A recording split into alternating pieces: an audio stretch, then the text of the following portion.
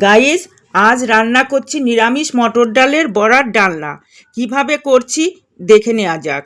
প্রথমে দুটো আলু ডুমো করে কেটে রেখেছি, আর এদিকে গতকাল রাতে ভেজানো ডাল পেস্ট করে নিয়েছি। ওর মধ্যে স্বাদ মতো লবণ, হলুদ ও জোয়ান দিয়েছি, আর রেগুলার মশলার একটা পেস্ট বানিয়ে রেখেছি।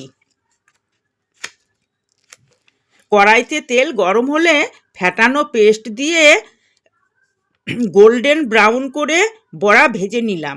তারপর ভাজা হয়ে গেলে কড়াইতে জিরে ও শুকনো লঙ্কা ফোড়ন দিলাম। আলুগুলো ভাজা মতো হয়ে গেলে মশলার পেস্টটা দিয়ে জল ঢেলে দিলাম।